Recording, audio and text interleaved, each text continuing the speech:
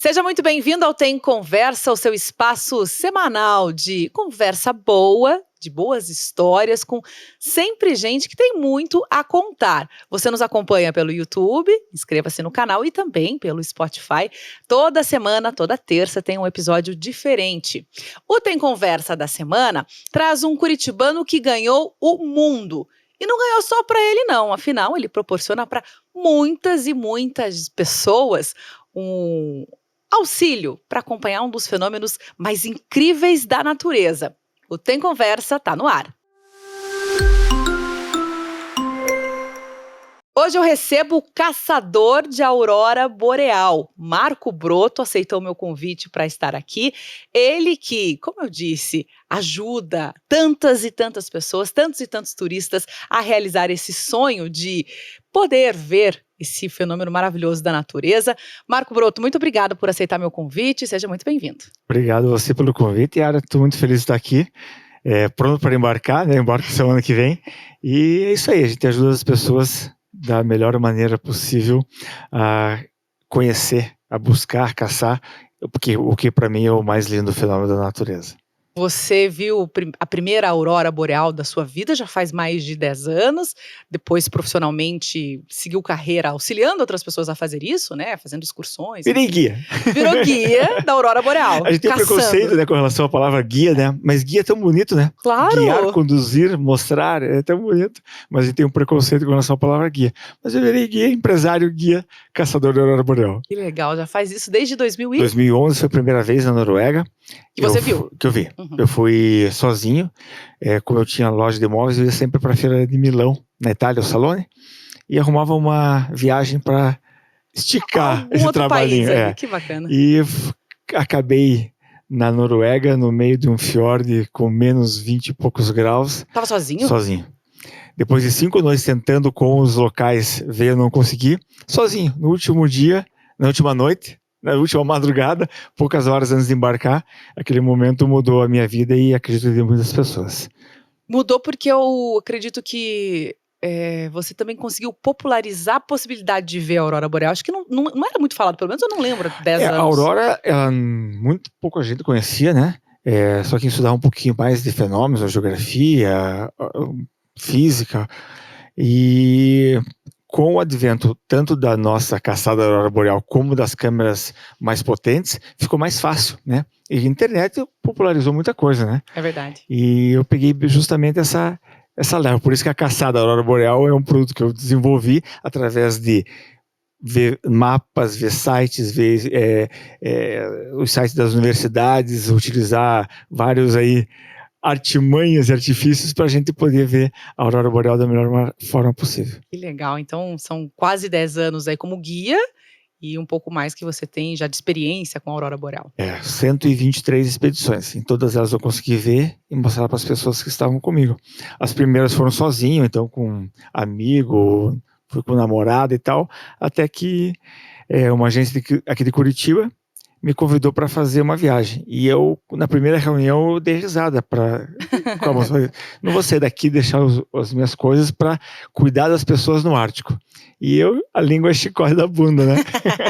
Estou eu aí levando centenas de pessoas aí por ano para ver a aurora boreal.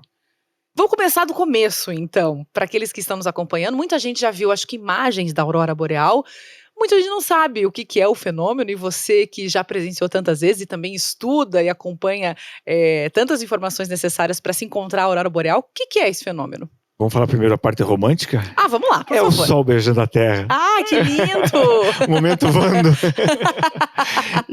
Mas a aurora, o que é? O sol beijando a terra. O sol está emitindo para toda a Via Láctea plasma, que não é luz. Não é a luz do sol, é matéria. Elétron, prótons e neutrinos está mandando o tempo todo. Esse plasma, ele quando entra em contato com o campo magnético da Terra, ele forma uma reação físico-química. Ele fica ionizado, ele fica excitado e os polos puxam. Lembra aqueles desenhos quando a gente era criança, que tinha um ímã e colocava o ferro e fazia aquele desenho? Sim. Mais ou menos aquilo que acontece. Bacana. Então os polos puxam esse plasma, já excitado, já ionizado, e quando rompe o campo magnético, ele entra em contato com os elementos da atmosfera. com nitrogênio em forma de molécula ao átomo e o oxigênio também. E daí cria esse desenho, essas cores, essa dança, esse fenômeno incrível, que desde milhares e milhares de anos é visto aí pelos homens, né? E registrado desde 3.000, 4.000 anos atrás já tem registro de auroras. Que bacana. E por que é tão difícil de conseguir ver? Ou... É difícil porque não é comigo. Se tá com você, não, o melhor lugar para ver a aurora boreal é do meu lado, isso eu posso garantir para você. E a estatística garante, né? Sim. Mais de 120 123 expedições em todas elas. Todas com a aurora boreal. Sim. Muito bom. E é difícil porque criaram até um pouco de fantasia com relação a isso, né? Alguns documentários falam que tem que pegar trenó de cachorro, moto, não sei o quê. Eu já cansei de ver de dentro do quarto do hotel, do centro da cidade. Então tem algumas coisas aí meio... Uns mitos. Uns fake news, como tem em tudo, né? Sim. Com relação à aurora. Precisa estudar. Obviamente você não vai ficar lá sentado no sofá esperando alguém bater na tua porta e tem aurora lá fora. Sim. Porque realmente em poucos momentos que a gente tem aquela troca do campo magnético, você tem um espetáculo maior. Se tem muito plasma vindo, aquilo lá pode durar a noite toda. Mas se você está com pouca atividade, você tem que realmente pegar aquele momento de transição do campo, a entrada da CME, que é a ejeção de massa coronal. Então tem uma coisa bem técnica aí. Que legal. Você faz o seu trabalho, as excursões, para alguns países específicos, algumas localidades. Quais são hoje? Então, eu chamo de Trilho da Aurora. É uma região em torno de 400 quilômetros em volta do Círculo Polar, onde tem maior chance de ver a aurora. Então, a chance nesse lugar é exatamente a mesma. Outro mito, tem um lugar que é melhor que outro. Não, nessa região, é claro que tem uma deformação tanto no campo quanto na inclinação da Terra e na oval da aurora, que modifica um pouquinho. Também porque a latitude e a longitude geográfica é diferente da latitude geomagnética, né? Então, a gente fala, por exemplo, o Tronço está a 68 graus de latitude norte, geograficamente, mas está a 64 no geográfico, no geomagnético, que é praticamente a mesma coisa de Reykjavik, que está a menos de 66 graus. Então tem essas coisas. Então os países, o que é? Rússia, né? Na parte da Sibéria, daí como a deformação está ao contrário, a gente tem que estar mais ao norte. Daí não tem lugar, não tem hotel, não tem aeroporto, não tem absolutamente nada. Daí a melhor região na Rússia é perto da divisa com a Noruega, que é a região da Península de Kola, que já é a Lapônia. Noruega, Finlândia, Suécia, a Lapônia, Islândia, Groenlândia, Estados Unidos, em Maine dá para ver de vez em quando, Canadá, toda a divisa do Canadá com os Estados Unidos um pouquinho mais para o norte, e daí o Alasca, né? Obviamente no Canadá, quanto mais ao norte tiver, é melhor. Porém, é mais fácil de ver um pouquinho mais para o sul também. Então, Quebec, Montreal, essas regiões, se você tiver um pouquinho de habilidade e tiver uma atividade geomagnética um pouquinho mais forte, tem possibilidade de ver. E tem o período em que é possível ver também, né? Não é qualquer momento do ano. O período que a gente consegue ver é quando tem escuridão. Não é que ela não aconteça. Da mesma forma que a gente está olhando para o céu agora, não está vendo estrela nenhuma, mas elas estão lá. E perfeito. Porque a luz do sol é mais forte. Então acontece a mesma coisa com a aurora. Então, tendo escuridão, a gente consegue ver. Semana passada já conseguiram ver na Islândia, a temporada já foi aberta, muito pouquinho, que ainda tinha muito tempo de luz. Eu embarco dia 30 agora, já com 3 horas de crepúsculo astronômico, que é o que a gente consegue já enxergar estrelas e enxergar a aurora boreal. 3 horas seria, então, esse período? 3 horas de noite, tá. De noite. Então, daí o que acontece? A cada dia ficando meia hora mais tempo de escuridão. Até ter o solstício de inverno, que é o dia mais escuro. E é o melhor dia para ver? Ou não necessariamente? Não tem a ver? Porque o que acontece? Se você falar teoricamente, então quer dizer que dezembro, que é 100% de escuridão, é mais fácil. Se você ficar sentado, olhando para o céu 24 horas, é mais fácil. A questão é que você tem que ir atrás, você tem que caçar, né? Se tiver nublado, não. E como na época de setembro, outubro, a gente tem uma amplitude maior, uma possibilidade maior, né? Uma autonomia para ir mais longe, a gente consegue equilibrar. Então, todas as nossas expedições, exatamente a mesma chance de ver a aurora. E talvez nesses primeiros meses, ou então até nos últimos ali, março, abril, também tem a questão da temperatura, que é um pouco mais agradável. Agora, né? Março e abril não é. Não é. Não, porque você tem muito acúmulo de neve ainda. Sim, é verdade. Entendeu? Então a temperatura de primavera é mais agradável que a temperatura do outono. Perfeito. Certo? Por causa da neve. É. Que bacana. E como escolher aquela pessoa que, eu quero ir com o guia Marco Broto, quero caçar a aurora boreal, mas eu não sei, são algumas opções. Qual roteiro eu escolho? Então, hoje nós temos Lapônia, fazendo Noruega, Finlândia e Suécia. A gente faz a tríplice fronteira. Então é uma viagem mais tranquila, porque não tem tanto deslocamento. A possibilidade de a gente ter estradas fechadas é muito menor do que a Islândia, por exemplo. Eu tenho um roteiro que é só Finlândia, que é mais focado no Papai Noel. Então a gente vai lá na região do Papai Noel. Não que não seja toda a Lapônia, mas aquela região tem o parque do Papai Noel, uma coisa bem comercial, bacana. E tem a viagem da Islândia, tem a viagem da Groenlândia. Daí na Groenlândia, para ir para a Groenlândia, Alasca e Canadá, só quem já viajou comigo. Porque a dinâmica da viagem é muito diferente. A gente não fica tão... não é tão fácil a gente se deslocar. Então na Groenlândia eu não tenho estrada. Tá? Então eu não fico com a responsabilidade de mostrar tanta aurora. Entendi. Entendeu? E no Alasca, como eu faço só uma vez por ano para o Alasca e uma vez para o Canadá, enche muito rapidamente. Então eu priorizo as pessoas que já viajaram comigo, e também a dinâmica é um pouquinho diferente das caçadas. Porque além da caçada, quais são os outros atrativos dessas viagens aí? Cada uma tem, assim, é uma viagem turística, normal, e tem mais o plus da caçada. Perfeito. Então a caçada é a cerejona, a cereja, a framboesa, o morango e o chantilly da torta, né? E na Islândia a gente tem, com certeza, o país mais lindo por metro quadrado da Terra. A gente estava agora 20 dias atrás com vulcão e erupção, que dava para chegar muito perto com equipamentos apropriados. A gente tem a Groenlândia, que são os icebergs maravilhosos, geleiras incríveis. Tem o povo Inuit também, né, que é muito interessante. Daí você vai para a Finlândia, tem o Papai Noel, tem as renas, tem o moto de neve, tem o snowmobile, dependendo da moto de neve, ou o trenó de cachorro, né? Tem os Samis, que são os indígenas da região, também, que é uma cultura bem bacana. Na Noruega, os fiordes, e daí vai, né? Vai indo embora. Você quer encontrar. Alasca, a vida selvagem. Assim, o Alasca é a última fronteira, né? É o lugar que todo americano quer conhecer e quando chega lá quer morar lá, né? Que é uma tranquilidade incrível. E o Canadá vai ser a primeira vez agora que eu vou levar grupos. Eu só fui sozinho para o Canadá. Porque tinha uma questão de que uma região muito fechada, indígena também, os Inuits lá, e tem que seguir o passo deles. Então eles não deixaram, por exemplo, a gente utilizar as estradas e ficar em lugares, refúgios que existem para esperar a aurora. Teria que participar dentro de território deles. Então agora a gente conseguiu uma flexibilidade. Conseguimos conversar com eles lá e tá ok, vai dar certo. E como funciona? Os grupos chegam até o local escolhido, você os acompanha desde o início, todos vão para um mesmo local, para o mesmo hotel, enfim, para uma mesma hospedagem? A gente tem a seguinte, a gente tem a expedição Aurora Boreal, que eu participo de todas elas. Não consigo fazer 100% do tempo, por quê? Porque depois que eu lanço as viagens, existe muita modificação de aéreo.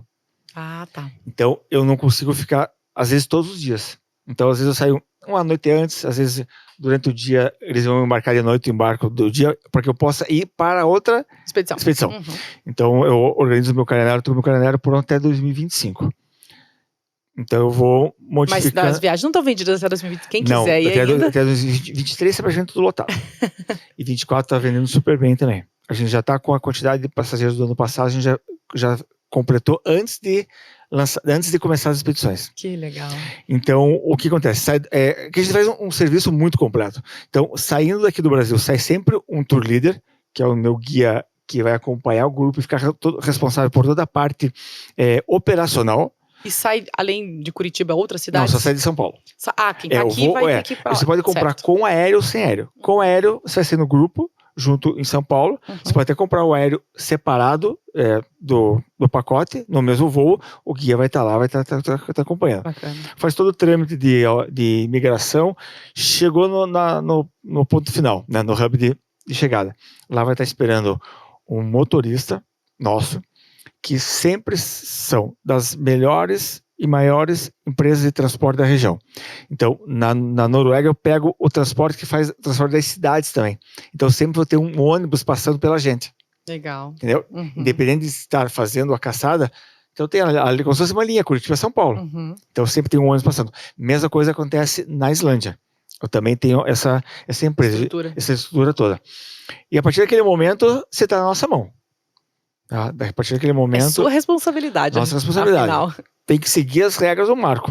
O Marco mandou chorar, chora. O Marco mandou usado, tem que ser às 8 horas, tem que ser às 8 horas. Porque tem toda uma dinâmica de fechamento de estrada, de possibilidade de ver a aurora. Eu tenho que controlar tudo isso, por quê? Que é uma coisa muito importante. Eu tenho que seguir as regras de transporte e trabalho da região. Né? Sim, óbvio. Imagina só, imagina eu falar para você. Você vai viajar comigo, eu vou ficar 24 horas dirigindo? Não tem como. Né? Tudo tem que ter um limite, né? E a segurança pra gente sempre é em primeiro lugar. Então a gente faz toda essa dinâmica para quê? Para que os motoristas estejam sempre descansados, sempre prontos para a gente fazer a caçada e a melhor expedição possível. E daí, hotéis sensacionais. Você vai passar perrengue, vou ter que acampar. Que é isso, gente? A gente não utiliza nem guest houses, nem Airbnb, né? Os carros são grandes. Outra coisa, o motorista tem que ser local. Local não quer dizer que ele tem que ser islandês ou norueguês, mas ele tem que ter carteira de habilitação. E para transportar turistas, independente se seja uma pessoa ou 10, ele tem que ter uma autorização especial. Ótimo. Então lá, por exemplo, não existe Uber. Ele não é regulamentado. Por quê? Porque você tem que ter um seguro especial, você tem que ter uma série de conhecimentos para você transportar turistas. Acontece a mesma coisa no Brasil, e as pessoas não percebem isso, né? Se você for contratar uma van aqui para levar você daqui para Ponta Grossa, por exemplo, ele tem que ter a autorização a BNT, a NTT. Da Nacional de Transporte Terrestres. Isso aí. Então, por que aqui você vai perguntar se tem e lá você não vai? Então, lá é tudo bem, a nossa parte é tudo muito bem organizado. Os hotéis sensacionais, hotéis muito gostosos. O que é um hotel sensacional? Conta pra mim um pouquinho da experiência. Hotel sensacional, imagina você chegar no Black Beach Suite, no meio do nada, a 3 km da Praia de Areia Preta, que é um dos lugares mais icônicos da Islândia, se abrir a tua janela e sair de cara pra praia. Entendeu? Incrível. Daí o que é? Era uma antiga fazenda que os donos começaram a construir várias casinhas, então são suítes em blocos de 4 em 4, que de manhã cedo você acorda, na tua mesa tem um cafezinho da manhã super simples, mas super carinhoso, um croissant com um queijinho e tal, você pega, acende o fogão, esquenta teu queijinho com presunto no coração, abre a janela, põe a mesa para fora e vai tomar um café da manhã naquela paisagem maravilhosa. Que legal. Hotel na Finlândia, por exemplo, são chalés rústicos, né, de 4 quartos, a maioria deles, que cabem até 10 pessoas, a gente coloca assim, estourando 6, porque tem uma parte cultural deles. Eles não têm muito chuveiro, então tem um chuveiro só para todos. Então é uma sauna com chuveiro, que toda casa finlandesa tem a sauna, né? Quando são casais, a gente pega um outro tipo de quarto, que é um quarto, seria uma suíte, nova, também tem uma cozinha, mas é um pouquinho menor, mas muito aconchegante também, e daí já com design contemporâneo, né? Design nórdico, tudo quadradinho, tudo cinza, preto, é muito bacana. É muito bacana mesmo. Na Islândia tem um outro hotel que eu adoro, que é o Siglufjord. Você sai de manhã, tem uma hot tub, uma piscina gostosa, quentinha, com um barco daqueles antigos de madeira. É lindo. Que legal. Lindo. E eu sempre vejo assim algumas pessoas que vão para destinos muito frios e às vezes colocam fotos e vídeos em piscinas bem quentes.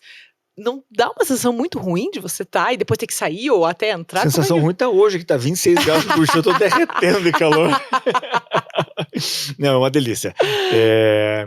As mulheres principalmente têm que tomar cuidado com o cabelo que congela, né? Se você tá com menos 20, congela. Se você molha e aí sai ali, congela o cabelo. Congela o cabelo. Barba congela. Então, eu gosto muito da barba congelada, porque daí protege, fica mais quentinho. É verdade. Então agora eu tô com barba curta, mas eu vou ficando no Papai Noel. No meio da expedição eu tô velhinho. Se eu colocar uma roupa verde, vem me pedir bala. Então, são bem gostosos. Né? A gente faz... Na Islândia tem a Blue Lagoon, que é a mais famosa, mas eu particularmente não gosto. Eu acho muita gente e a gente perde muito tempo para sair de Reykjavik e até chegar lá e voltar. Daí chegar lá, tem pessoas que gostam, querem ficar meia hora, a gente quer ficar 1 hora. Eu prefiro na Sky Lagoon, que é uma nova, que é bem próximo do centro da cidade. Tem uma borda infinita, muito bonita, de ver o pôr do sol no mar. É uma questão realmente de gosto e de dinâmica. Eu acho que claro que tem gente que sonha em ver a Blue Lagoon. Conforme a dinâmica, quando a gente está na expedição, a gente passa lá para tirar uma fotinho lá fora para deixar de recordação. E a comida? Maravilhosa. A gente come super bem. E come-se em vários momentos ali, né? Então, algumas expedições a gente tem até 4 experiências gastronômicas que eu falo. Nossa. Que durante a viagem são restaurantes que eu gosto e que eu levo o pessoal. No Alasca, a gente vai comer king crab. Na Islândia tem um melhor restaurante para mim de Reykjavik que faz um festival de peixes para nós. Serve salmão, bacalhau e um peixe da época. Tem umas caçarolas de ferro que eles colocam rúcula, bacalhau, curry, manga, tomate, assim, uma caldeirada maravilhosa. E em todo lugar come-se muito bem. Na Finlândia é um pouco mais rústico. Você fica meio que... come-se muita pizza na Finlândia. É mesmo? E come-se muita rena. Carne de rena mesmo. Carne de rena. Que é saborosa. Eu prefiro uma costela com bastante gordura, mas a rena também mas é uma experiência, afinal, né? Lógico. E tem uma super exótica, né? Cabeça de ovelha na Islândia. Comida super viking. Cabeça de ovelha? Cabeça de ovelha. E qual que é a tua opinião? Então, o pessoal fica meio assim para pedir.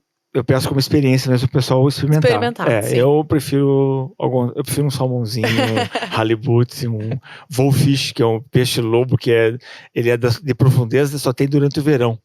No inverno ele vai para baixo. Não conseguem pescar. Ele tem um gosto de uma lagosta. É bem suave, bem gostoso. E ninguém está reclamando, então, de fome ou de falta de experiência gastronômica. E a gente tem... Os cafés são muito gostosos, né? São bem servidos. Então, a gente praticamente não almoça. A gente vai perder muito tempo para comer, né? Comer a gente come em outro lugar. E como é a rotina, então? Toma-se o café da manhã? A rotina qual é? Então, vamos imaginar. A primeira expedição agora, a gente vai para a Islândia. São 12 dias em volta da Islândia. É a única viagem que eu faço a ilha toda. Por quê? Porque... eu tenho facilidade de deslocamento durante o dia, que eu não vou ter neve, e no norte da Islândia fecha com muita frequência as estradas lá. Então eu vou no máximo até outubro para lá. Novembro tem uma que a gente vai e volta, mas a ilha toda A ilha toda. Eu faço só agora. Primeiro dia, Reykjavik, você comprar alguma coisa, outro dia, estrada. Vamos fazendo toda a costa sul, dormimos em Vik, nesse hotel que eu adoro. Segundo dia, a caçada da aurora fica restrita a um tempo muito curto, né? Então começa a ficar melhor a aurora no quarto, quinto dia, a gente já tem mais do que 4 horas de escuridão. Mas eu tenho que observar o horário de volta à noite, eu tenho que dar no mínimo 11 horas de descanso para o motorista. Ah, lógico. Então eu vou fazendo essa dinâmica. Então pode ser, pessoal, a gente chegou 3 horas da manhã, amanhã vamos ficar aqui até 1 ou 2 horas da tarde, a gente vai pegar e vamos ser para a estrada. Se a gente tem dorme no mesmo hotel, eu mudo a dinâmica, não? Daí vai acontecendo. E quando eu estou mais próximo das cidades principais, Tromsø ou Reykjavik, eu consigo pegar um motorista extra. Eu não consigo colocar um motorista junto com o grupo, porque se eu tiver 2 motoristas, o horário de um é o mesmo horário que o outro. Ele não está descansando. Mesmo se estiver dormindo no ônibus... Não conta como descanso. Não considera como descanso. Então é bem complicado essa parte, né? Na verdade é o certo, né? É lógico. É o critério, né? Tem que ser dessa maneira. Então a gente potencializa as caçadas nesse momento. Agora, se eu tenho uma possibilidade, por exemplo, amanhã, eu sei que o tempo vai estar muito bom, eu estou com uma massa coronal chegando, eu sei que teve uma explosão solar, a possibilidade aumenta, o que eu faço? Eu recuo a atividade durante o dia, a gente não vai ficar descansando aqui no hotel, que a gente vai sair tal hora, para dar o descanso ao motorista, para ir... A gente conseguir ter as maiores... Como é que você aprende? Como é que você aprendeu tudo isso? 123 expedições. Se o cara faz 123 vezes um ovo, se ele não conseguir, pelo amor de Deus, do quinto já tá, né? É verdade. Então é experiência, né? É tentativa, acerto. Mas você teve que, lógico, né? Estudar, talvez não no sentido formal, mas enfim, pegar as informações, entender as leituras que você tem que fazer sobre... Sim. A meteorologia, sobre os mapas, enfim, foi um trabalho árduo. Hoje é uma coisa muito, muito automática, né, para mim. Então eu pego, eu tô até um pouquinho atrasado no meu estudo, porque daqui uma semana já vou estar lá. Então, 14 dias antes, eu já consigo imaginar qual vai ser o melhor dia da aurora, tá? É claro que se tem uma mancha solar que está crescendo, eu não sei quanto ela vai crescer, se ela pode chegar no meio do caminho, diminuir. Imagina uma espinha, né? Vai ser uma espinha. Você não sabe se ela vai estourar, se ela vai voltar. É mais ou menos isso. Eu gosto de fazer algumas analogias assim, porque é uma coisa que o pessoal não entende. Sim. Não consegue entender. O pessoal desconhece, nunca viu. E tem muito fake news. É Muito, mesmo? muito, muito. Quais você já viu? Setembro não dá pra ver a aurora. Pô, setembro é o mês que eu mais faço viagem. É mesmo? Eu vim em todas elas. Como é que em setembro não vê a aurora? E quem que espalha essas fake news? Agências? Não, é a pessoa que vai uma vez, escutou, não? Então, o que eu vou falar pra você, ó. Foi uma vez, não conseguiu ver? Qual o melhor mês pra vir pra Curitiba? Me diga. Não sei. Daí você vai falar, não, pra você não saber, não falar que não sabe, dezembro é bom. Tá, é bom por quê? Por quê, exato. Entendeu? Entendi. Né? Então é assim. Então, e pra eles, a aurora é um assunto que é corriqueiro, né? Ontem, nossa, odeio o crime de Curitiba. Gente, eu passei 4 meses aqui, de abril até agora. Acho que eu não peguei uma semana igual a semana passada, essa última semana que ficou nublado 3 dias. O resto do tempo tava maravilhoso, sol. Até o inverno tava uma delícia. É verdade. Inverno também, aqui tá uma delícia. 10 graus com sol pra mim, eu saio de bermuda. E você passa muito frio, bom? Então, enfrenta algumas situações. Eu tenho passado, acho que o DNA, né? Vai ficando mais velho. A gente vai sentindo mais frio, passar do tempo, né? E eu perdi praticamente 20 quilos da pandemia pra cá. Então eu tenho sofrido com isso também. Eu vou ter que aumentar a minha quantidade de equipamento. E eu fico muito tempo exposto, né? Então a gente chega num lugar, daqui a 2 horas, que aqui é para começar a ter uma atividade melhor da aurora. Eu não fico dentro do ônibus, eu fico lá fora, eu fico fotografando, eu fico observando, porque a aurora vai dando sinais pra gente, tá? Que ela tá vindo, que ela tá chegando. Então, conforme a formação que ela tá, eu já vou gritando pro pessoal, desce do ônibus. Sinais visuais. Sinais de a partir do vento. momento, não, o vento não interfere. Não muda nada. O vento nada. na Terra não interfere. O vento solar, sim. Só que eu tenho meia hora, 40 minutos, quando passa esse plasma pelos satélites da NASA, eu consigo essa informação. Então vai ficando cada vez mais assertivo. Só que pode passar numa velocidade e chegar aqui em outra velocidade. Então assim. É observação também. E as pessoas perguntam pra mim, mas você não enjoa? Eu falei, não, cada dia é um desafio, cada dia é gente nova, cada dia é choro diferente, né? Cada dia é emoção, cada dia é uma história diferente. Tem o dia que a gente sai e não vê, né? E tem que ser bacana também, né? Não vai ser igual uma noite de aurora maravilhosa, mas tem que ser bacana também. A gente acende uma fogueira, assa um salmão, conta uma história, conta mentira, né? Tem história de mentiroso de pescador e tem de caçador de aurora. E quando o grupo vê no primeiro dia ou no segundo dia e depois quer continuar buscando, como é que você pensa no roteiro? Eu brinco o seguinte, vocês estão fazendo uma viagem comigo, eu sou caçador de aurora boreal, eu gosto de ver aurora, eu amo ver aurora, a gente vai atrás. Quer ficar no hotel? Tranquilo. Se quiser ficar no hotel naquela noite, me pergunta, hoje vai ser bom ou não? Eu falei, gente, eu não tenho como falar pra você. Eu não tenho como falar pra você. Até mesmo porque existem muitos rebates de... Uma história que é muito interessante. A gente estava em Selfoss, na Islândia, e a gente saiu do hotel e fomos jantar no centro da cidade. O pessoal jantou, tal, não sei o quê. Perguntaram pra mim, Marco, cadê teu telefone? Eu falei, a atividade hoje tá 0. Eu não vou nem ficar preocupado. A gente já viu a aurora ontem, vamos curtir a jantar. Quando a gente sair daqui, a gente vê alguma coisa, não sei o quê. Meu telefone estava dentro do ônibus. O pessoal entrou no ônibus, sempre entra por último e tal. Eu estou entrando no ônibus, eu olho para cima, tem uma faixa verde, aurora, maravilhosa, em cima do ônibus, no centro da cidade. Eu falei, desce, a pessoa toda debrilhada, desce, olha aqui, um verde maravilhoso no centro da cidade. Daí eu fui ver o que aconteceu. E todo mundo que mexe com isso ficou muito assustado, né, com o que aconteceu. Aconteceu uma explosão solar e esse plasma foi para o outro lado. Só que em determinado momento ele encontrou esse plasma, ele vem, é como se fosse cebola, tem camadas. Ele achou uma parte que estava muito frágil, explodiu e entrou nessa outra parte da cebola, e essa outra parte da cebola estava direcionada para a Terra. E aí vocês conseguiram ver simplesmente quem estava acompanhando os gráficos, eu não estava. Quem estava acompanhando os gráficos e viu alguns alertas, conseguiu pegar. Eu tive muita sorte de pegar ela visualmente. Que estava pegando estava entrando no ônibus. E daí passamos uma noite caçando a aurora, vendo a aurora, foi sensacional. E tem assim, ó, tem história de... Na Islândia também, neve, neve, neve, neve, neve. Eu no ônibus só escutei lá alguém falar assim, esse cara é louco, olha o que tá nevando lá fora, nós vamos parar ontem, estamos 2 horas andando. E eu assim, pelo amor, se a gente deixar o céu aberto, a aurora vai estar linda, tá linda, linda. De repente, vamos parar aqui, que daí, vou esperar um pouco aqui, porque... Não tinha neve. Não, tinha neve, mas agora tem que parar, porque de repente começa a ficar muito longe. Né? Você tem que retornar. Tem que voltar depois, lógico. Daí parei lá, dei uma saidinha lá fora, e daí, nossa, tudo fechado. Daí eu olhei lá longe, assim, dava pra ver uma aurorinha desse tamanho assim, de nada. Eu falei, meu Deus do céu. Entrei, peguei a câmera, dei pra eu ver como é que estavam as nuvens, se estavam muito densas ou não. Tirei fotos, falei, vamos ficar um pouquinho aqui. Daí, pessoal, tem uma aurora muito fraquinha lá no fundo, vamos ficar aqui. Daí começou a abrir o céu pro lado esquerdo, só que a aurora estava do lado direito. Falei, caramba, agora abriu o céu pra cá e a aurora tá pra cá. Daí, de repente, assim, ó, abriu o céu 5 minutos, deu a aurora cor-de-rosa, foi linda, maravilhosa.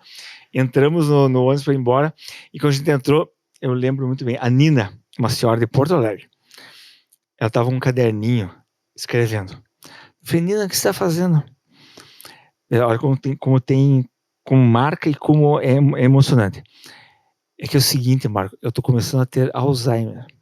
E eu quero escrever porque eu quero lembrar. Isso acontece. Acontece bastante. Tem história, uma mais linda que a outra. Nossa. Ainda mais quando a gente pensa no Alzheimer, que é muito, muito triste. E ela ter essa consciência de que queria lembrar. Quantos anos ela tinha? Ela é viva ainda. Na época. Eu já devia ter uns 70 anos, mais ou menos. Era jovem, né? Jovem.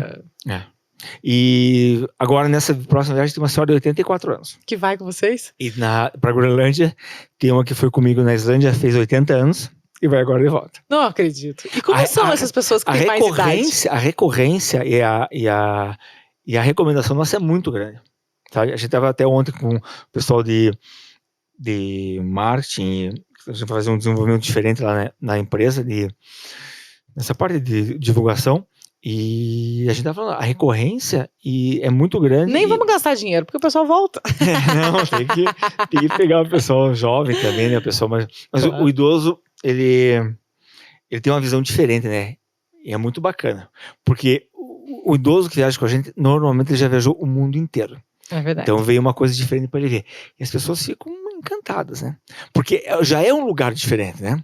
Não é todo mundo tem consciência de ir para o Ártico. Lógico. Ainda vê a aurora boreal. Então, eu falo para a gente, 0,001% da população que consegue ter uma... Né? Que eu, não menosprezando, mas outros lugares. Você vai para Paris, ver um museu, ou para qualquer lugar, a quantidade de pessoas é muito grande que conseguem ir, né?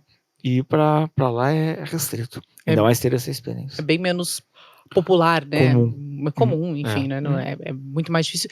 Também porque é muito mais caro, né? Também é mais... Sim, todo o Ártico, né? A gente tá falando de país que tem o índice de desenvolvimento humano muito grande. E isso repercute no preço das coisas. Claro, tudo muito mais caro. Você tá pagando imposto, né?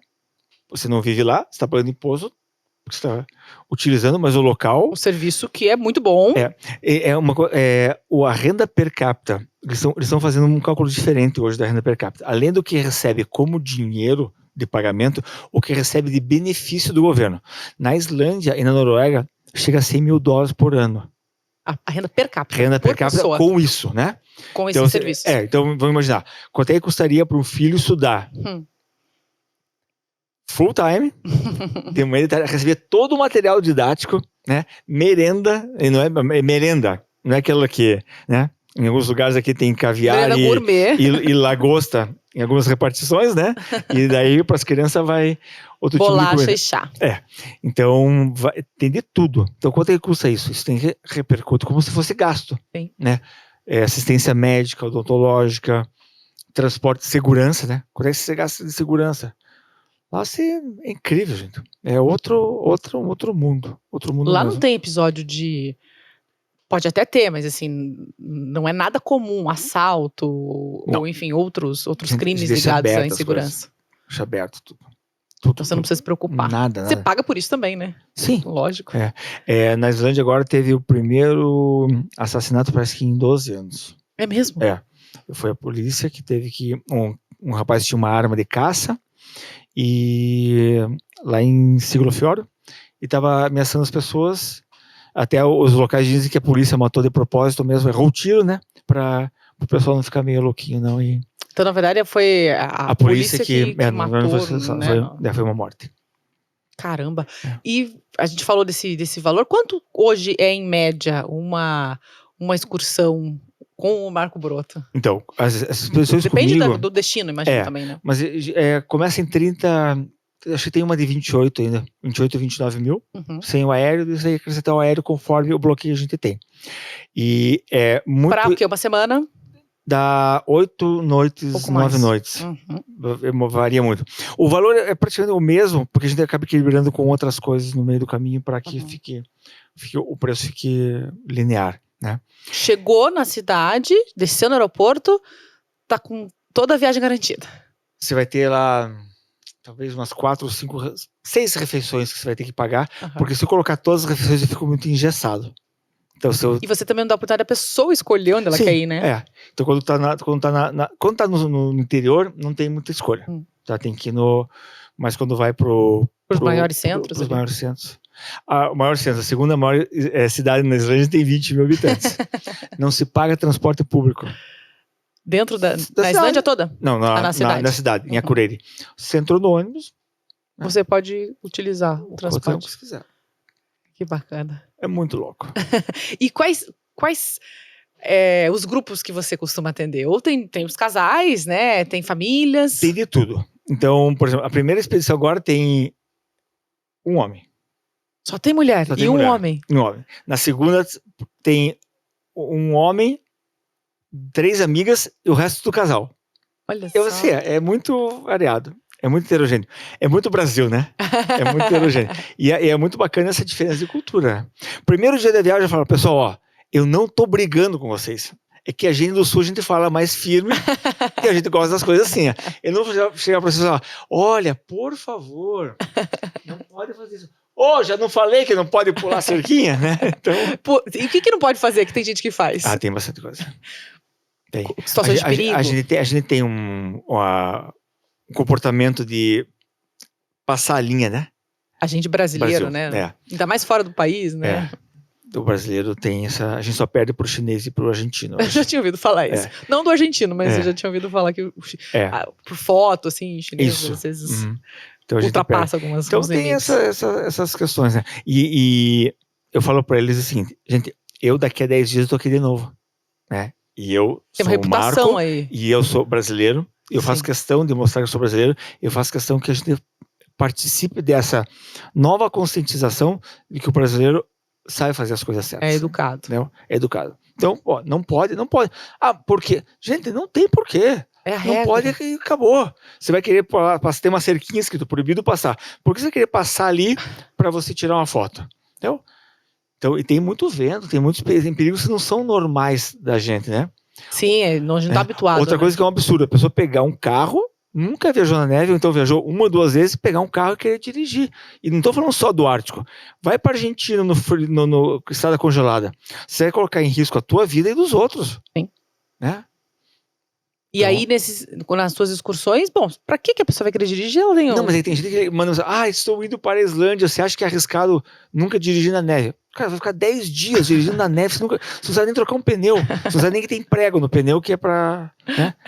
Não é arriscado, não. Como é que você coloca uma corrente no pneu se precisar? Não sabe. Não sabe. E aí ainda questiona se é arriscado. Quais são os perigos que então, assim, a expedição é muito segura, né, como um todo. E os perigos são perrengues, na verdade, né? Então, no último grupo da Islândia, quando a gente estava indo de Reykjavik para Vik, eu já avisei o grupo que a gente ia ficar no mínimo 1 dia e meio preso no hotel. A gente ia chegar, já com a tempestade de neve chegando, a gente ia ficar 1 dia e meio preso. Então, perrengue. Entendeu? Passa no supermercado, compra comida. O pessoal fez festival de vinho, fez um monte de coisa lá. De férias, foi bem bacana. A gente, inclusive, vimos a aurora num dia desse que estava com tempestade, a gente não conseguiu ver. E são esses perrengues. Agora, na estrada, a estrada congelada, pode congelar. E as pessoas imaginam que, tá 0, tá -1, é mais seguro do que estar com menos 10. Pelo contrário. Se você tem um dia muito quente que esquentou o asfalto, aquela neve derreteu, virou aquele... Água ali, líquido, né? Isso. Se você vem com a temperatura, vai chegar a -1, -4, o congelamento é imediato. Eu tenho uma imagem na minha cabeça, eu com o Gumi, que fez 40 e poucas expedições comigo já como motorista na Islândia, eu falando, Gumi, daqui direto, você não tá vendo a estrada? Ele bateu a luz, a serração estava descendo e a estrada estava congelando na frente da gente. Mentira. Então aquela aguinha estava indo, porque claro que a luz também ajudava isso, né? Lógico. Estava escuro e a luz, então estava congelando. E aquilo é um sabão total. Escorrega de tudo. Escorrega de bota. Nossa, imagina um veículo, né? É louco. E uma vez a gente deslizou, entramos um metro com a roda, era o Gumi, inclusive, o motorista. 1 metro a gente entrou na neve, eu fiquei 7 horas para tirar o carro de lá. O ônibus. Chegou um outro ônibus para levar o grupo, daí o grupo foi pro hotel e eu fiquei lá 7 horas com o Gumi tirando o ônibus. Veio a equipe de socorro, etc. E você vê como a questão do perigo de você não estar legalizado. Se acontece isso com um cara que não tem carteira de motorista para dirigir, para quem ele vai ligar? Lógico. Ele não pode ligar nem para a polícia. Não? Que absurdo. E acontece. Isso em tudo. Até eu dei dei uma entrevista falando que o pessoal me chamou para falar sobre a questão do submarino lá, né? Sim. Gente, o cara que entrou no submarino, o cara é responsável. Pô, você vai lá para Lençóis e pega um bug lá que tem uma criança dirigindo. Quem é responsável? Lógico. Em todo lugar. A gente se coloca Se coloca. E não tem necessidade, né? Lógico que não. Pelo contrário, né? A gente sempre tem que pensar o que pode dar errado. Vamos pro certo. Vai descer numa jardineira? Cadê o negócio do bombeiro? Lógico. Não? Sim. Não é porque você tá de férias que você tá protegido pelos todos os anjos da guarda, né? Que tá o anjinho te olhando, né? E tudo pode acontecer. E por que o Marco, apesar de todas essas... Claro, é um desafio e para você, pelo que você falou também, é uma emoção poder buscar e caçar a aurora boreal, mas o que te faz seguir aí já há quase 10 anos com excursões como guia? O que te dá prazer ainda em fazer essas excursões? O sorriso da pessoa realizando um sonho E esse meu trabalho, né, é muito romantizado, né? Gente, é trabalhoso, é bastante. E realizar o sonho, tanto de ver a aurora, quanto a pessoa fazer uma operação para tirar alguma coisa que ela tem, um arquiteto que vai fazer uma casa dos sonhos da pessoa, um engenheiro, tudo. Qualquer profissão, e tem outra, se você não fizer com amor, vai trocar de profissão, porque você vai ser infeliz, não tem dinheiro que pague você não trabalhar naquilo que você gosta. Só quem consegue isso é que sabe falar. E a gente tem muitos exemplos aqui em Curitiba de pessoas que deixaram posições, etc e tal, para fazer uma coisa que para as outras pessoas é simples, ou então é segunda linha, terceira linha, etc e tal. Né? É verdade. E o teu coração foi tocado nessa primeira expedição que você foi como guia de outra agência? Quando eu tava voltando da primeira vez que eu vi a aurora, eu falei assim, eu preciso compartilhar isso. Entendeu? Eu tava voltando dirigindo, e falei, eu preciso compartilhar isso, né? E daí eu comecei a colocar nas redes sociais, no tempo era o Facebook, era o mais bam, e eu senti que tinha muita gente que já conhecia, que tinha o sonho de ver. Eu fui sozinho, ou então, como eu falei, com amigos, namorada, nas primeiras vezes. E quando eu fui a primeira vez, 5 dias, uma semana antes de viajar, tinham 5 pessoas só para ir. E daí, eu sempre falei para minha gente, eu vou nem que seja só com uma pessoa. Porque a pessoa está se programando para isso, é o sonho dela, eu tenho a responsabilidade sobre isso. Daí teve uma moça, Paty, que foi com o filho dela, ela foi na minha loja uma semana antes e falou assim, você tá indo ver a aurora, daí não sei o que, acabou comprando, e uma moça de Miami, brasileira que morava lá, que tinha acontecido alguma coisa, eu quero viajar, entrou, achou e foi. Foi muito bacana, a gente viu e tal, e eu vi que tocava as pessoas de alguma forma, né? E daí começou, fizemos mais viagens, daí eu fui para uma agência de São Paulo, depois eu resolvi abrir minha operadora e agência. Então a gente tem aqui meio andar aqui num prédio de Curitiba de escritórios, são 6 salas, 12 funcionários, mais 15 guias, Bastante, um time grande. E quando eu comecei quando eu decidi fazer operador, eu falei, ó, se eu levar 100 pessoas por mim por ano, tá bom, entendeu? Então eu tenho outras coisas que eu tenho, para mim era mais do que satisfatório. E a gente começou a crescer, por quê? Porque é sonho, né? O nosso lema, o teu sonho é a aurora boreal, o teu sonho é o nosso propósito, né? Então o que tiver lá, o que tiver ao meu alcance, o que precisar fazer dentro da segurança e das regras, eu vou fazer pra gente ver a aurora. Que legal. Né? Já troquei de hotel. A aurora tá pro outro lado, você tem que cancelar o hotel aqui, porque o tempo vai ficar ruim, você tem que ir pro outro lado. Vambora. E vira e vamos. Vambora. E você falou que se fechasse 100 por ano tava bom. Quantos você tem fechado, assim? Ano passado a gente levou mais de 500 passageiros.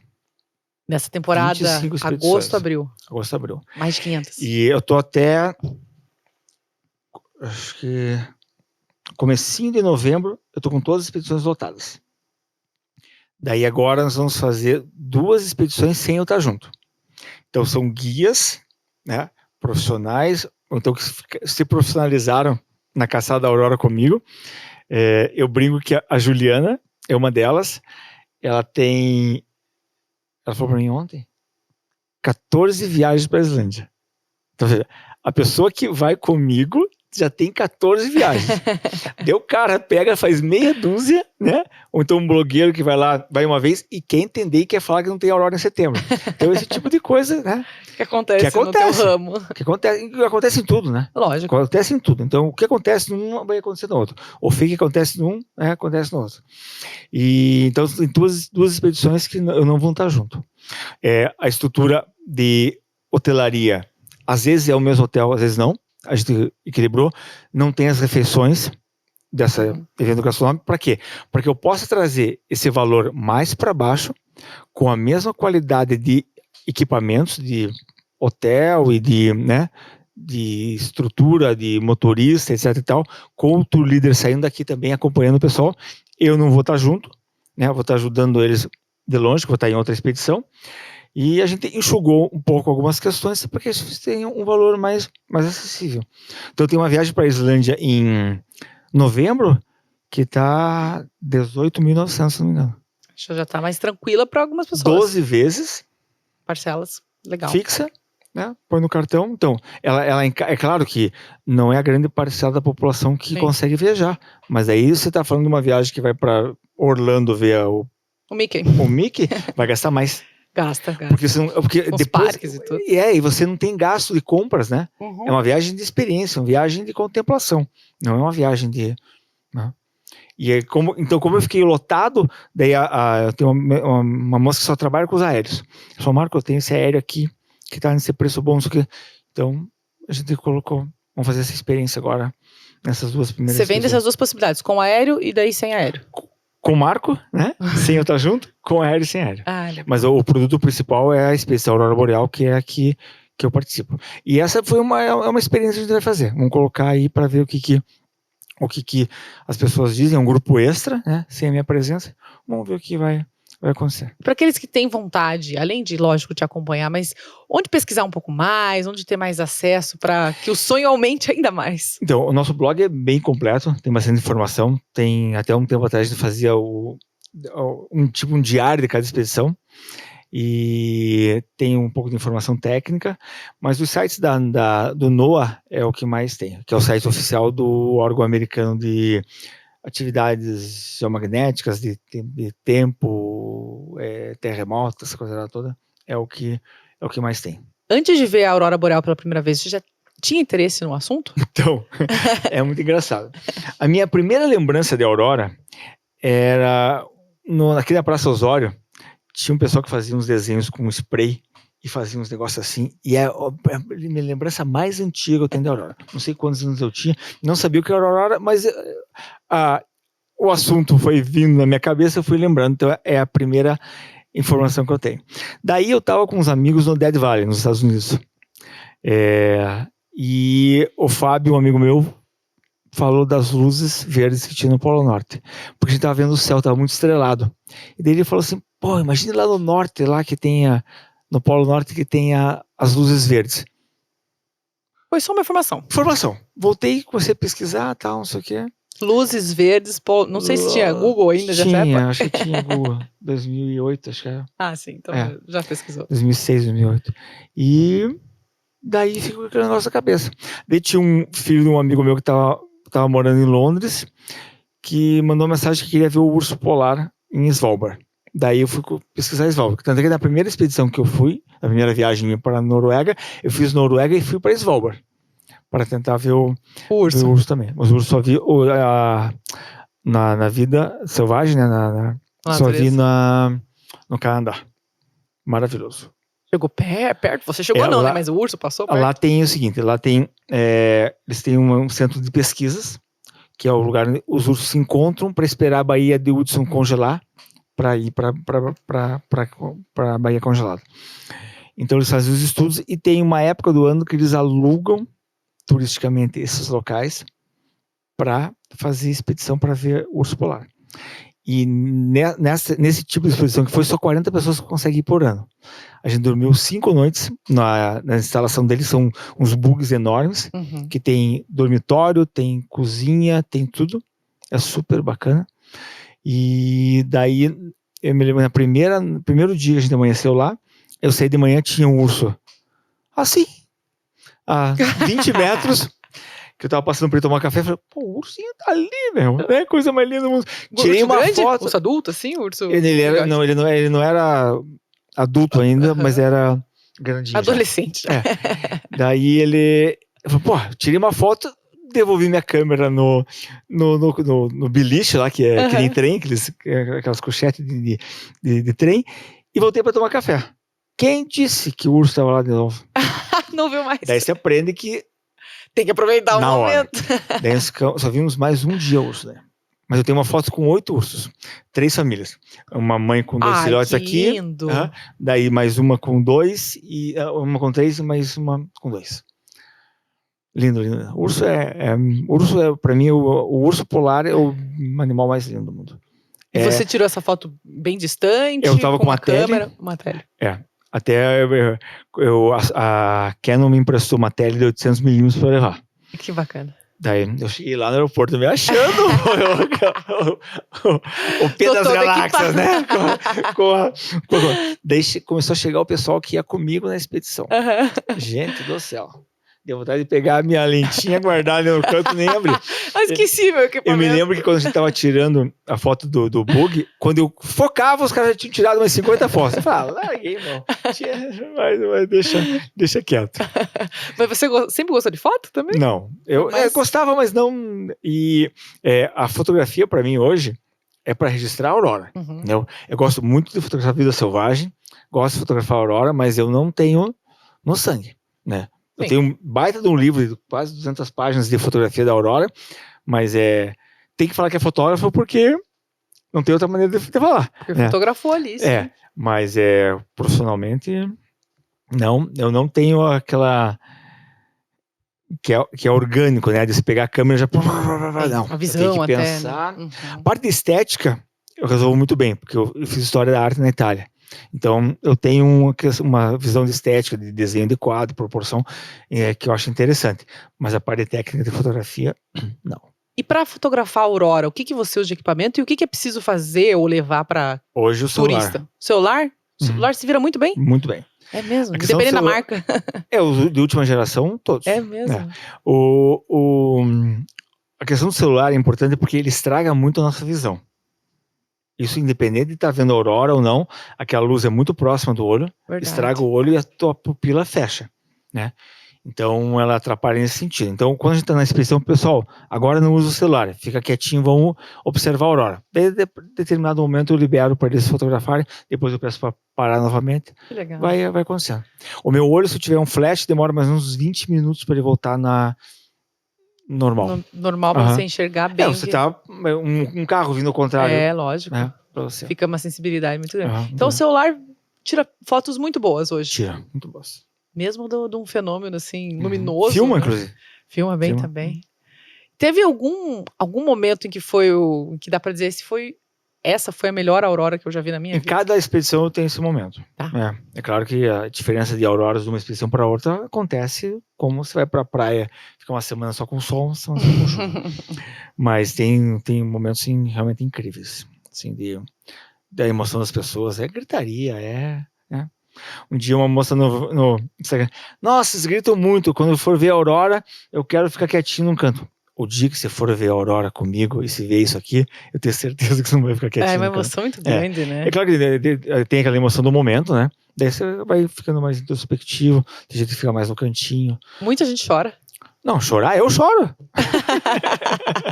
Apesar de ter visto centenas já. Eu choro. Porque é a emoção da pessoa, né? Sim. Da mesma vez que a gente foi emocionado falando aqui agora há pouco. Lógico. Fica.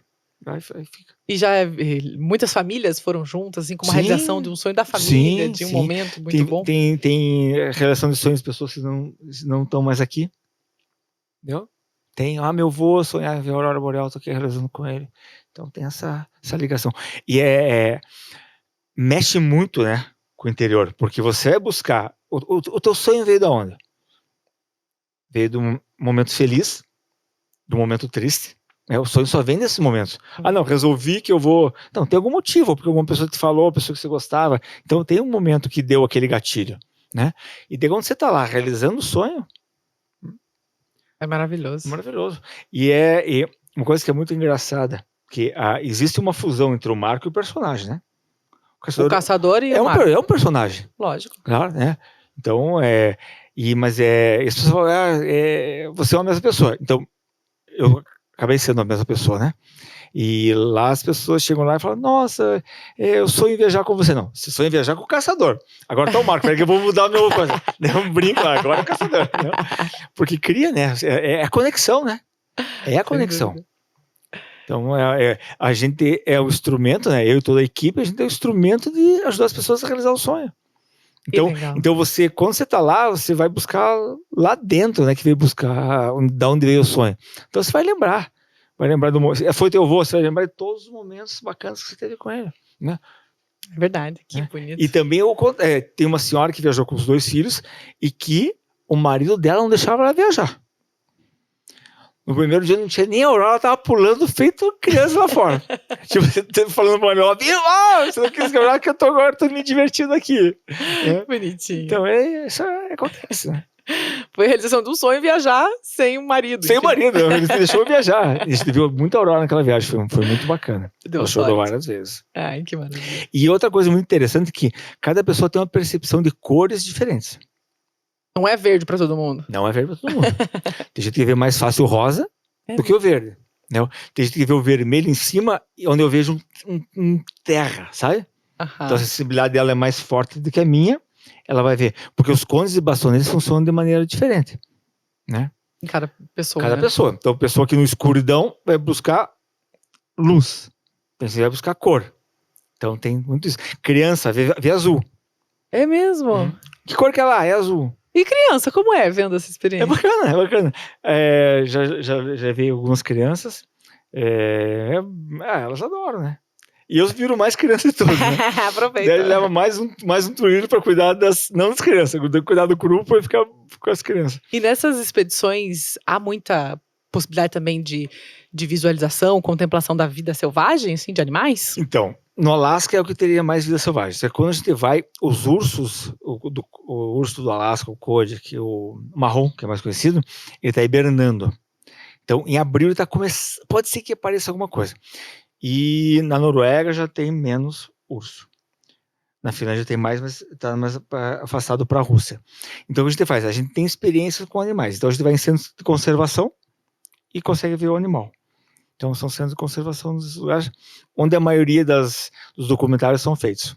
Né? Alguns documentários, tipo National Geographic, às vezes não tem condições de ficar uma semana, 10 dias, eles vão e ficam focando nesses animais nesse centro de conservação. Então não há perigo também, né? Não. E a gente sempre leva uma pessoa que corre menos que a gente, né? Qualquer coisa você passa a perna e vai embora. Você sempre já escolhe aqui, ó, nessa expedição. Às vezes tá lá com a pessoa e vê, como é que tá? Não, a pessoa tá muito zoada. Arruma uma velhinha pra ir. Que sacanagem. Foi boa, a piada foi boa. No primeiro momento eu falei, Demorei pra entender ele. pegar. Não, o urso não, é praticamente impossível a gente ter um né? contato na vida selvagem. Que maravilha. Curitiba ou nas suas expedições? Onde você passa mais frio? Aqui, Curitiba. Primeiro, a gente não está preparado, né? Tanto a parte de engenharia, de aquecimento, das quanto casas, de roupa, locais, e roupa. Roupa também. O que tem que levar de roupa? É que a roupa não é que a gente não tenha, é que a gente não usa, né? Sim. Você vai sair daqui com um casaco de esqui ou não? Pô, o que o cara tá fazendo com um casaco de esqui? Lógico, não faz sentido. Então, acabar não utilizando esses equipamentos. Agora eu vou com 2 para 3 camadas. Eu não vou usar mais do que isso. Mas no Canadá, já com menos 46, usei 8 camadas. Menos o quê? 46. Não fica nada exposto, né? De pele, assim. O olhinho no máximo. No máximo. Balaclava, luva. É muito... Meu Deus. Mas quando você tá bem equipado e, é claro, vai chegar lá fora, tirar foto, tirar a luva pra fora, vai congelar, põe no dedo. Congela mesmo. Que o corpo é feito de água, né? Lógico. Menos 46? Menos 46. Com o grupo, a menor temperatura que eu peguei, acho que foi agora, em janeiro, menos 32. Quanto tempo dá pra ficar, entre aspas, exposto? A noite toda. Dá pra ficar a noite toda Dá. bem equipado? Bem equipado fica. É claro que você não pode tomar líquido temperatura ambiente. Chá, café, sempre temperatura para esquentar o corpo. Porque o segredo de você ficar aquecido, a roupa não vai aquecer você. Vai deixar... Que não vai embora o calor. Vai embora o calor. Uhum. Então esse é o segredo. Mas precisa estar aquecendo, então vai o líquido, vai tomando. Justamente. Mas não tem algum problema de você tem que estar num ambiente em que você possa tomar? Ou não tem problema? Não, assim, se o chocolate quente, o café, saiu, já toma. Independente do material, do copo ou qualquer coisa assim? Não se usa metal, né? Metal, senão gruda, enfim, Gruda. Caneca é madeira, né? O SAMI, todos os equipamentos deles de fabricar alguma coisa é madeira de cabo, tem o metal que alguma coisa de corte, mas a maioria é canequinha, prato de madeira. E garfo, faca. Como é que você se vira com a saudade da família ou de amigos também, né? Com esse período que você fica longe. Tanta gente nova, né? A cada 10 dias, é tanta alegria, é tanto sonho realizado. As pessoas ficam na ansiedade de contar pra mim, né? Como é que eu conheci você? Eu te sigo não sei quanto tempo. Não sei quem veio, e aquela coisa lá toda. E aquela gente sente saudade, né? Mas é bom sentir um pouquinho de saudade também. A sua mãe já fez, né? Expedição Minha mãe também. fez. Ela queria agora de novo. Eu falei, não, agora você sossega o pito aí, porque... Ela tá com qual idade? Ela tem 79. E ela falou assim, quero ir, mas não quero passar frio. Daí, como setembro é mais quente, obviamente, mas a parte de logística um pouquinho mais complicada para nós, eu falei, vou levar assim em outubro. Pegou menos 26. Coitadinha! Não tinha nada, 4 horas da manhã tava cantando, ela inventou uma música pra chamar a Aurora Boreal. Não acredito. Daí ficava dançando, ela falava uou, pra chamar a Aurora. Ai, que fofa! Foi bacana, foi a viagem. Na viagem que ela foi, a gente viu em todas as noites, Aurora. Sua mãe é um amuleto, hein? Eu tenho um amuleto, eu tenho uma camisa que chama Tiririca, é uma listrada amarela, verde, é a coisa mais feia do mundo, mas é a da sorte.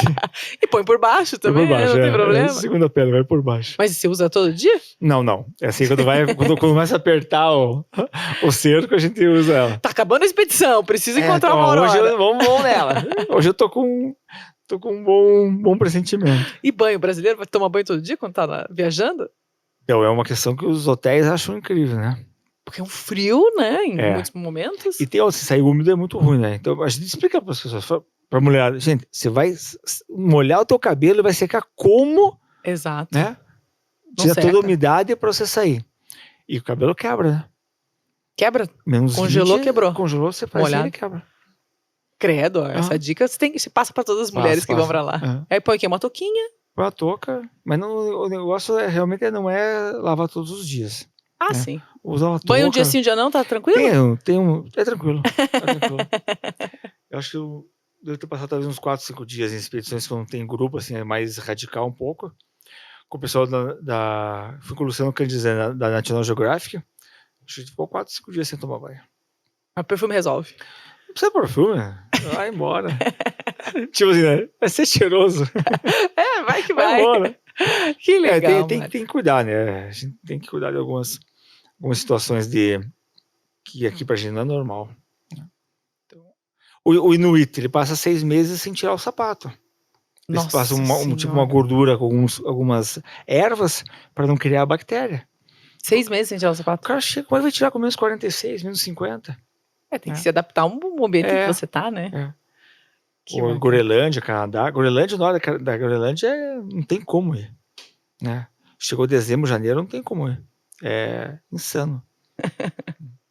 E quais são os seus planos de futuro? Primeiro, eu quero chegar nas 200 com 100% de aproveitamento. Muito bom. Eu acho que daqui a 4, 5 anos eu consigo chegar. Pé embaixo, quando eu falo pessoa da agência. Depois, obviamente, eu quero tirar um pouquinho o pé. Voltar, de repente, para o meu plano de 10 expedições por ano. A gente está estruturando a agência para fazer outras operações. Outras expedições também? Talvez o Ártico durante o verão, que a gente tem uma demanda muito grande. Muita gente quer ir. Okay. Hoje não tem como ir, né? A pessoa que viaja... Tem. A Islândia, por exemplo. A Islândia durante o verão é mais turística do que durante o inverno. Então tem uma demanda. As pessoas viajam com a gente e gostam e querem viajar para outros destinos. Mas sempre relacionado com o Ártico. E esse grupo que a gente está fazendo, de repente é uma nova fatia para que eu possa cada vez levar mais pessoas, né? Então, de repente fazer sessões, né? Sim. Vários níveis de expedição, várias coisas inclusas e destinos, mas a gente possa cada vez mais capilarizar, né? A intenção é que cada vez mais pessoas consigam ver a aurora, né? Com grupos às vezes com valor mais agregado, menos agregado, mas sempre com a nossa preocupação de sempre, que é a segurança e mostrar a verdadeira experiência da aurora. Como você fala assim, vou passar 3 dias em tal lugar para ver a aurora. Mesmo que você veja, você não vai ter experiência. Você vai chegar e falar, se você viu 3 dias ela queimando, você, é a coisa mais fácil do mundo. Sai do hotel, olha para cima e tá lá. E se você ficar 3 dias e não ver, é a coisa mais horrível do mundo. É o esperto de 8 segundos e de 80 anos, né? Muito bom. É bem essa questão. E Marco, aqueles que estão nos acompanhando, que acompanharam aqui e que às vezes nunca pensaram até em ver a aurora boreal, por que vale a pena colocar no destino ou na lista de desejos? Porque é a coisa mais linda do mundo. É fogo. Quando você está lá na frente e vê a energia. É o que o ser humano vai conseguir de mais próximo do evento galáctico, do universo. Não tem outra coisa. Entendeu? Né? Você tem o Sol, claro, mas o Sol virou uma coisa comum. Né? Mas assim, é uma coisa que não tem como se explicar. Né?